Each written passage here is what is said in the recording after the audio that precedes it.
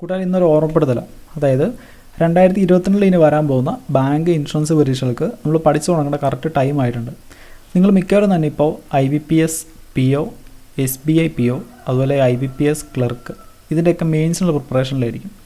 SBI POയുടെ exam 2-ാം തീയതി, അതായത് നാളെയാണ്. ബാക്കി രണ്ടിൻ്റെയും റിസൾട്ട് വന്നിട്ടില്ല. ബാക്കി എക്സാംസിൻ്റെ എല്ലാം റിസൾട്ട് വന്നായിരുന്നു. നമ്മുടെ IBPS RRB PO ക്ലർക്ക് അതിൻ്റെ എല്ലാം റിസൾട്ട് ഇന്ന് വന്നായിരുന്നു. അപ്പോൾ നിങ്ങൾ ഇതിൻ്റെ പ്രിപ്പറേഷൻ കണ്ടിന്യൂ ചെയ്യുക. കാരണം നിങ്ങൾക്ക് പ്രീ എക്സാം ക്രാക്ക് ചെയ്യാൻ അറിയാം. അതുപോലെ മെയിൻ എക്സാമിനെ കുറിച്ചുള്ള നല്ലൊരു ധാരണ നിങ്ങൾക്കുണ്ടാവും. ഇനി ഞാൻ പറയാൻ പോകുന്നത് ഈ വർഷം പ്രിപ്പയർ ചെയ്ത് തുടങ്ങാൻ പോകുന്നവർക്കും ഓൾറെഡി പ്രിപ്പറേഷൻ തുടങ്ങിയവർക്കും പിന്നെ പ്രീ എക്സാം ഒരുപാട് എഴുതിയിട്ടും നന്നായിട്ടങ്ങ് എഴുതാൻ പറ്റാത്തവർക്കും പ്രീ എക്സാം പാസ്സായി പക്ഷേ മെയിൻ എക്സാം നന്നായിട്ട് എഴുതാൻ പറ്റാത്തവർക്കും വേണ്ടിയിട്ടുള്ള കുറച്ച് കാര്യങ്ങളാണ്. പിന്നെ ഞാൻ തന്നെ വേറെ കാര്യം പറയട്ടെ, നമ്മുടെ CET ഉണ്ടല്ലോ, കോമൺ എലിജിബിലിറ്റി ടെസ്റ്റ്, ഇത് ഈ വർഷം ഉണ്ടാവുമോ അതോ ഇല്ലയോ, അല്ലെങ്കിൽ ഉണ്ടെങ്കിൽ ഏത് മാസമായിരിക്കും ഉണ്ടാവുക, എന്തായിരിക്കും ഇതിൻ്റെ പാറ്റേൺ, ഇതിനെക്കുറിച്ച് യാതൊരു അറിവും നമുക്ക് ഇതുവരെ കിട്ടിയിട്ടില്ല. പിന്നെ നമുക്ക് അവിടെ നിന്നൊന്നും കിട്ടിയ ചെറിയ ചെറിയ അറിവുകൾ വെച്ച് കുറച്ച് കാര്യങ്ങൾ നമുക്ക് അനുമാനിക്കാം. അത്രേ ഇപ്പം നടക്കത്തുള്ളൂ.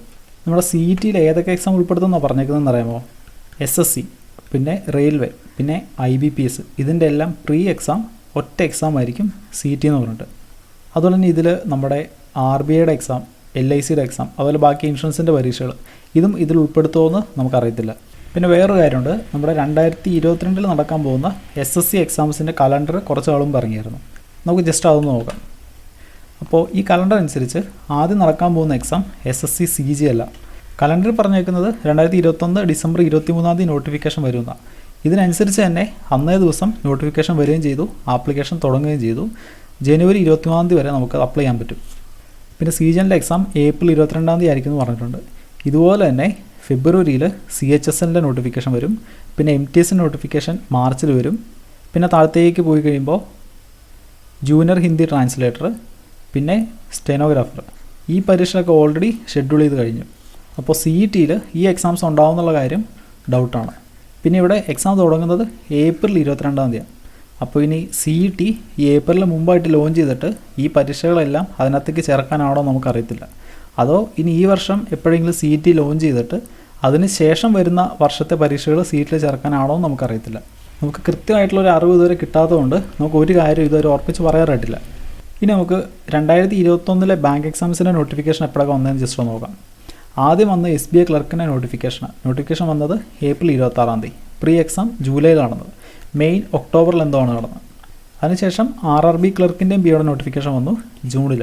പിന്നെ ഒക്ടോബറിലാണ് നമ്മുടെ SBI PO, IBPS PO, IBPS clerk ഇതിൻ്റെയൊക്കെ നോട്ടിഫിക്കേഷൻ വന്നത്. പിന്നെ നമ്മുടെ 2021 സ്റ്റാർട്ടിങ്ങിൽ കോഡ് നല്ലപോലെ കൂടിയിരിക്കുമായിരുന്നു. അതുകൊണ്ടാണ് നമ്മുടെ SBI ക്ലർക്കിൻ്റെ പ്രീ ഒക്കെ അല്പം ലേറ്റ് ആയത്. അപ്പോൾ ഈ വർഷം ഒമിക്രോൺ ഉണ്ട്. ഇത് വലിയ സീൻ ഉണ്ടാക്കിയില്ലെങ്കിൽ നമ്മുടെ എക്സാമൊക്കെ കുറച്ചുകൂടെ നേരത്തെ നടക്കാൻ സാധ്യതയുണ്ട്. അപ്പോൾ നിങ്ങൾ നോക്കി, ഈ വർഷം വേറെ പ്രശ്നങ്ങളൊന്നും ഉണ്ടായില്ലെങ്കിൽ ഈ ജൂലൈക്ക് മുമ്പ് തന്നെ നമ്മുടെ ആദ്യത്തെ പ്രീ എക്സാം നടക്കും. പിന്നെ July, August, September, October, November ഈ മാസങ്ങളുള്ളിൽ തന്നെ നമ്മുടെ മെയിൻ എക്സാം സ്റ്റാർട്ട് ചെയ്യും. നമ്മുടെ ഈ പ്രീ എക്സാമിൻ്റെ റിസൾട്ട് വന്നിട്ട് ഒരു 2 മാസത്തിൽ കൂടുതൽ പോകത്തില്ല ഈ മെയിൻ എക്സാം സ്റ്റാർട്ട് ചെയ്യാനായിട്ട്. അപ്പോൾ ഈ 2 മാസം കൊണ്ട് നമുക്ക് mains level maths, English, reasoning, GK, current affairs ഇത്രയും നന്നായിട്ട് നമുക്ക് പഠിച്ചെടുക്കാൻ പറ്റത്തില്ല. ഒരു തവണയെങ്കിലും ഇതിൻ്റെ മെയിൻസ് ചെയ്തിട്ടുള്ളവർക്ക് മനസ്സിലാവും.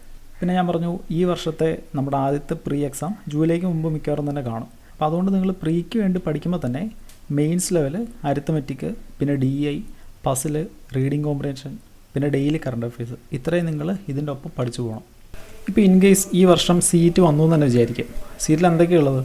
SSCയുടെ പ്രീ ഉണ്ട്, റെയിൽവേയുടെ പ്രീ ഉണ്ട്, IBPSൻ്റെ പ്രീ ഉണ്ട്. ഇതിനെന്തൊക്കെയാണ് ചോദിക്കുന്നത്? മാത്സ് ഉണ്ടാവും, റീസണിങ് ഉണ്ടാവും, ഇംഗ്ലീഷ് ഉണ്ടാവും, GKയും കറണ്ട് അഫയേഴ്സും ഉണ്ടാവും. പിന്നെ banking awareness, financial awareness, economics, computer awareness ഇങ്ങനത്തെ കാര്യങ്ങളുണ്ടാവും. ഇതിൽ റെയിൽവേക്ക് മാത്രം ഇംഗ്ലീഷില്ല, ബാക്കി എല്ലാത്തിനും ഇംഗ്ലീഷുണ്ട്.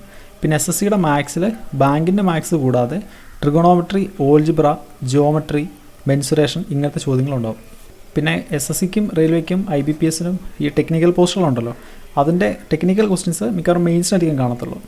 ഇനി CET എന്ന് പറയുന്നത് ഈ പരീക്ഷകളുടെ പ്രീ ആയതുകൊണ്ട് ഇതിൽ നിന്നുള്ള ക്വസ്റ്റ്യൻസേ അതിന് വരത്തുള്ളൂ എന്ന് നമുക്ക് പ്രതീക്ഷിക്കാം. ഇനി CETയുടെ സിലബസ് എന്താ, പാറ്റേൺ എന്താ, എത്ര ക്വസ്റ്റ്യൻസ് വീതം ഉണ്ടാവും, ഇതൊന്നും നമുക്ക് അറിയത്തില്ല. നമുക്ക് ആപ്പാടെ ചെയ്യാവുന്ന ഒറ്റ സംഭവമേ ഉള്ളൂ, എങ്ങനെയൊക്കെ വന്നാലും നേരിടാനായിട്ട് റെഡി ആയിട്ടിരിക്കുക. ഇനി നോക്കി, എന്തായാലും നമുക്ക് ഈ ബാങ്കിൻ്റെ മെയിൻസിന് വേണ്ടിയിട്ട് GKയും കറണ്ട് അഫയേഴ്സും പഠിക്കണം. അപ്പോൾ അത് ഇപ്പോഴേ പഠിച്ച് പോവുകയാണെങ്കിൽ നമുക്ക് CET വന്നാലും നമുക്കതിന് എഴുതാം, ബാങ്കിൻ്റെയൊക്കെ മെയിൻസ് വരുമ്പോൾ അതിനും എഴുതാം. പിന്നെ ഈ പ്രൈവറ്റ് ബാങ്കുകളുടെ എക്സാംസ് വരും, അതായത് south Indian bank, federal bank, ഇതിൻ്റെ ഒന്നും കഴിഞ്ഞ വർഷം ഉണ്ടായില്ല. അപ്പോൾ ഈ വർഷം അത് വരുവാണെങ്കിൽ ഇതിന് മിക്കവാറും ഒറ്റ എക്സാമേ കാണത്തുള്ളൂ. ആ എക്സാമിന് തന്നെ മാത്സ്, ഇംഗ്ലീഷും, റീസണിങ്ങും, GK, കറണ്ട് അഫയേഴ്സും എല്ലാം കാണും. അപ്പോൾ ഇത് പഠിച്ച് കഴിഞ്ഞാൽ നമുക്ക് ഇതിനും എഴുതാം. ഇതിന് വേണ്ടിയിട്ട് നമ്മളിനി പ്രത്യേകിച്ച് ഓടിയാണെന്ന് പഠിക്കാൻ വേണ്ട. അപ്പോൾ കൂട്ടുകാർ, ഇത്രയും കാര്യങ്ങൾ എനിക്ക് നിങ്ങളെ ഇന്ന് ഓർപ്പിക്കാനുണ്ടായിരുന്നത്. ഇനി എക്സാമിന് നമ്മൾ എവിടെ നിന്നൊക്കെ പഠിക്കണം, എങ്ങനെയൊക്കെ പഠിക്കണം എന്നുള്ള കാര്യങ്ങൾ നമുക്ക് വേറെ വീഡിയോ നോക്കാം. ഓക്കെ, നമുക്കിനി അടുത്ത വീഡിയോ കാണാം.